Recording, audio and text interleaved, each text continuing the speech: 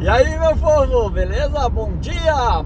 Aí, Tamara aqui abrindo mais um vídeo pra vocês aqui no canal. Deixa eu tirar o óculos aqui que vai ficar melhor, porque daí eu consigo enxergar melhor lá pra frente.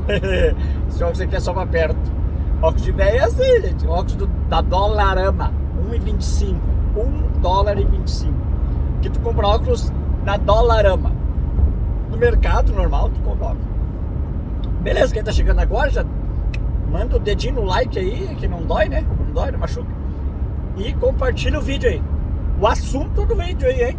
Olha o assunto do vídeo. Preconceito.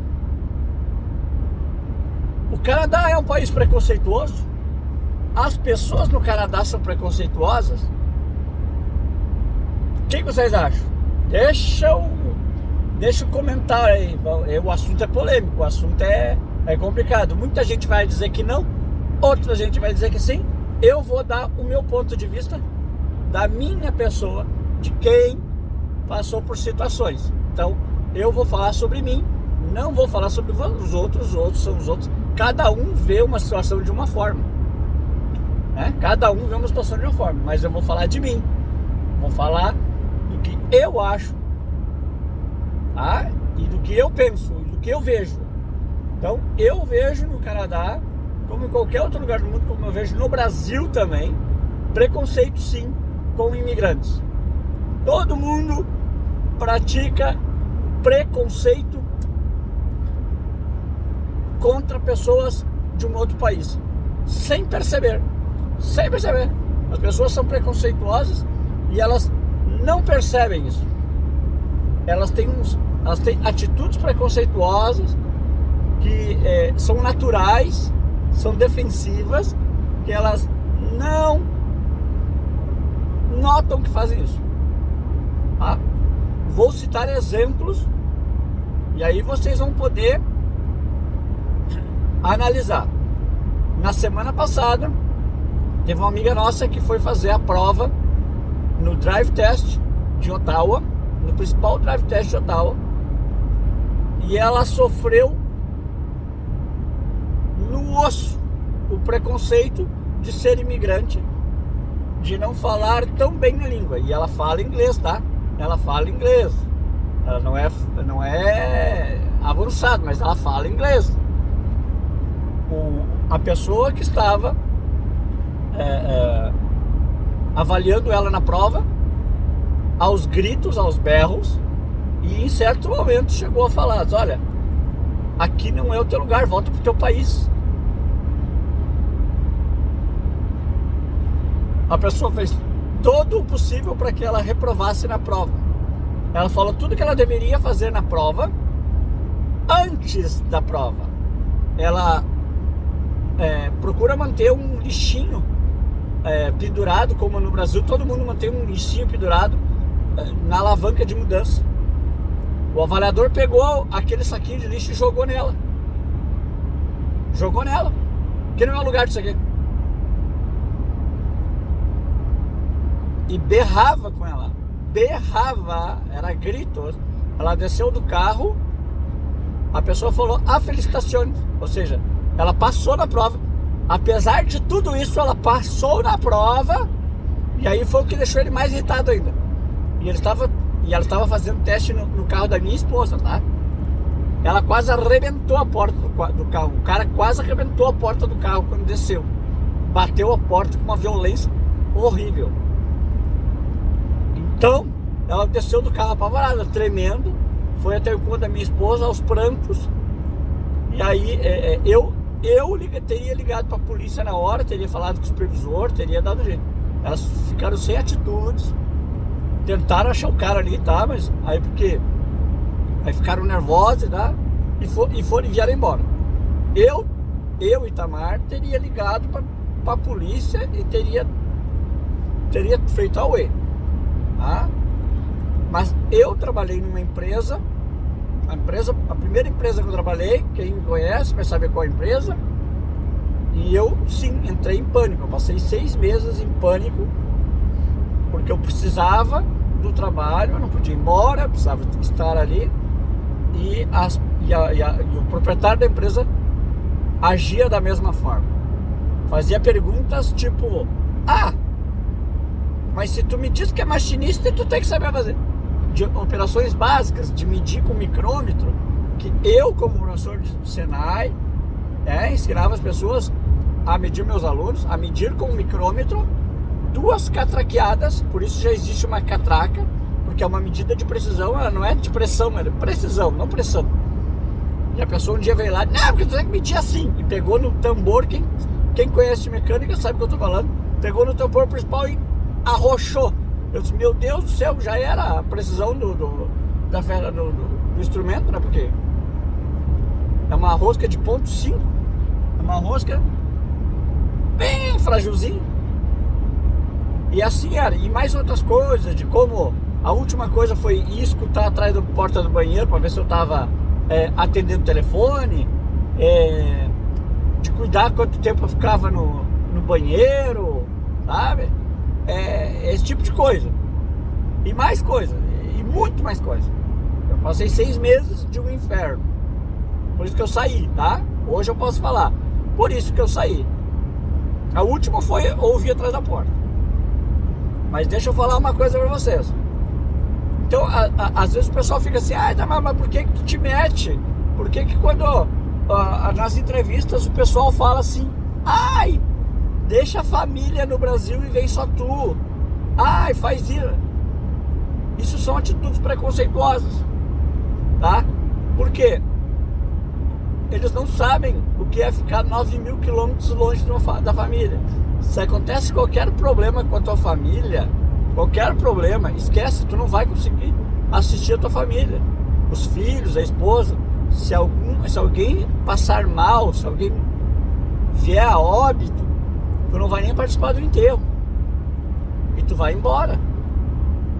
Por que tu não vai? Porque tu não vai ter dinheiro para comprar passagem para ir às pressas, tu não vai ter tempo hábil para chegar no Brasil para participar de um velório, né? O velório no Brasil é de um dia para o outro, aqui leva até 15 dias, então tem essas coisas. Mas tem mais outras coisinhas também, que é quando o pessoal está em processo de contratação e envia e-mails ou para a empresa ou para o advogado, principalmente para o advogado, para quem está cuidando, consultor de imigração, que está cuidando do seu caso aqui. E aí eu vou falar um caso. Para fazer uma aplicação de um visto de trabalho, precisa-se preencher alguns formulários, né? O 1294, o 1295, 5713, 5707, e tem mais um outro lá que eu não me lembro o número, que é o que dá a autorização para o consultor agir no teu nome, e depois anexar arquivos, né? Anexar esses arquivos, anexar as provas, certidão de casamento, anexar diplomas, cartas provando que tu tem a experiência necessária, anexar arquivos e pagar. Então tu preenche um questionário, lá no INSS e anexa aqueles arquivos. E aí os consultores, advogados cobram muito dinheiro para preencher esses formulários e para fazer aquilo ali. E aí o cara que está no Brasil aí tem muitas dúvidas de como que funcionam as coisas, filho maior, como é que funciona com os filhos maiores de 17 anos, os filhos grandes, filhos que precisam, quem está indo para o Quebec precisa de CAC. E o que os caras fazem? Os caras simplesmente não respondem. E muitas vezes, eu digo muitas porque eu estou fazendo isso agora, preenchendo formulário para o pessoal aí, ajudando o pessoal a preencher formulário, que era para o advogado, o consultor de imigração está preenchendo. Afinal, é a única coisa que ele tem para fazer. É preencher os formulários, anexar lá. É tão simples, é tão fácil, que a parte mais difícil, que é preencher os formulários de forma correta, ele deixa para os caras. Ele manda para ti aí, manda pro empregado fazer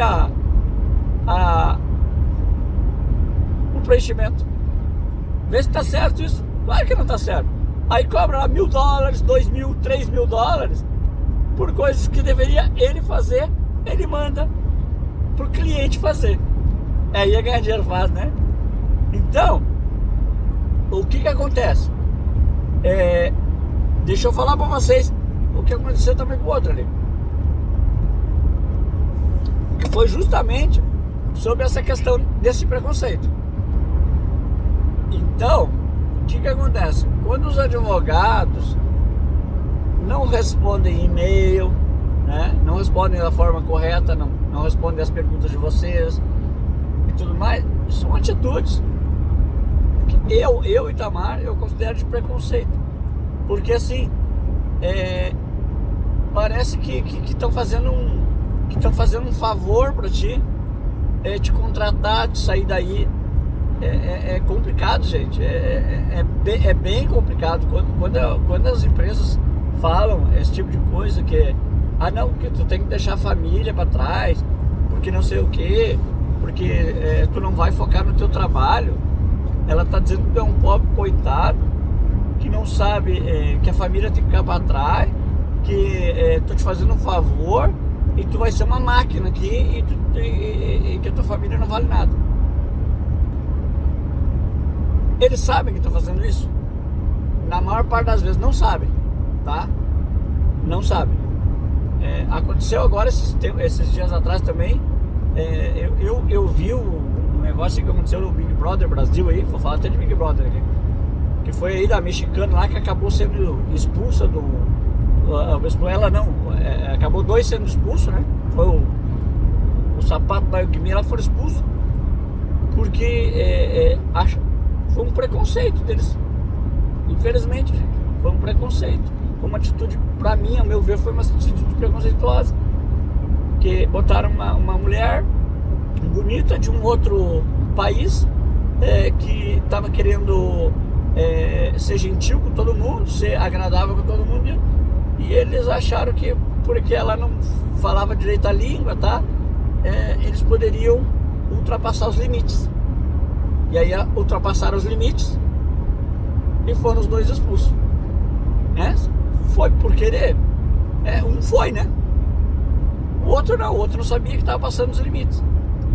Mas então assim, o que acontece aqui muitas vezes é que por tu não falar a língua, por tu não conhecer a língua, tá? Isso eu digo a língua, por isso que eu falo muito sobre a língua, aprender a língua. Vocês vão sofrer sim atitudes preconceituosas, porque vocês não vão conseguir mostrar para as pessoas que vocês entendem do que vocês estão falando, que vocês entendem do que vocês estão fazendo.